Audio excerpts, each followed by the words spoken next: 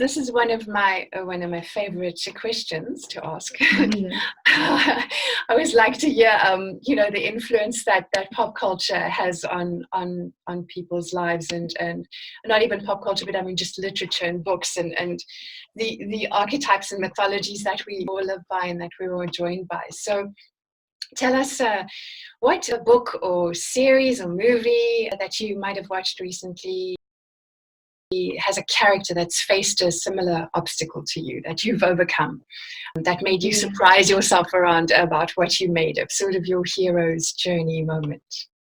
Yeah, actually, two books. The first book, to be honest, I didn't read it, but I read the brief about it. It's called The Green Dean, which is addressing how, like, the religions are focusing on the importance of working to the environment and to the earth, because like mostly people who are talking by the name of religions, they are only making hate speech, and they are only making extremist bad images for their religions. And why? Just if the religion, if you believe that religion is something come from the sky, or like come from the god, you don't have to believe that it's something existent to harm people or to do bad stuff with people. So focus on what's good stuff in it. So I just read a brief about it, and how it is important to be like, if you want to make something good to God, it's not only about praying, or it's not only about to be religious. It's also about like building this, doing good stuffs for the earth. And the second thing is not a book or a movie. It's a set of photos that I regularly used to see.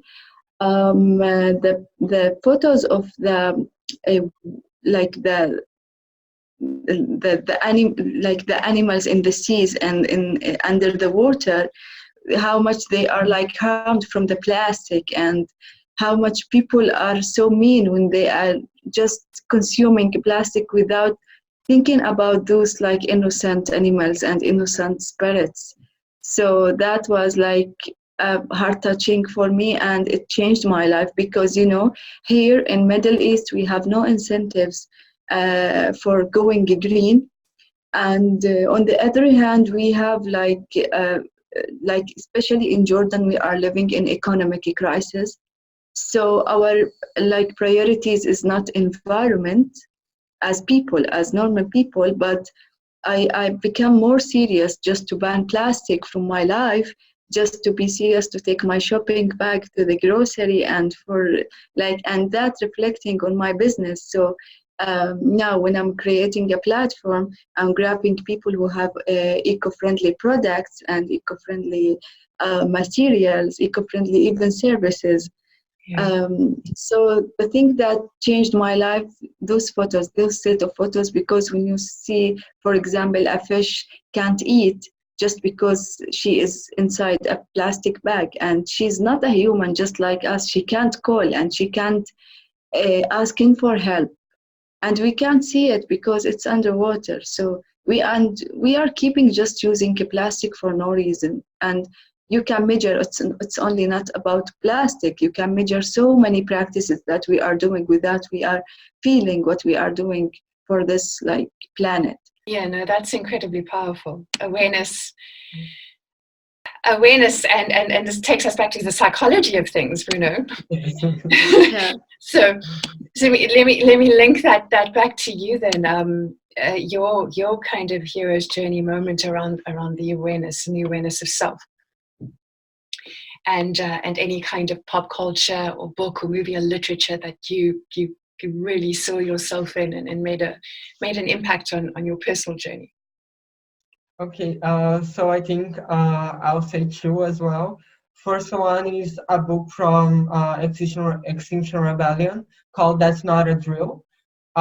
Because actually, when I read it, the messages there were so powerful, that I was like, it was like connected with what I already was feeling with Bolsonaro and everything, and I thought, okay, I'm thinking about social problems focused on Bolsonaro, but there are also the other environmental problems that everything is connected.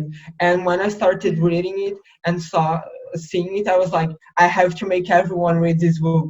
I have like, people have to know and get to know how this is an emergency, how we need to start acting right now so that we can prevent a disaster. So I read it, and like the awareness is like, we always start, I gave to a friend that gave to another, and this book is already like five, went through like 5 people, and like they always come back and they're like, what can I do, how can I change?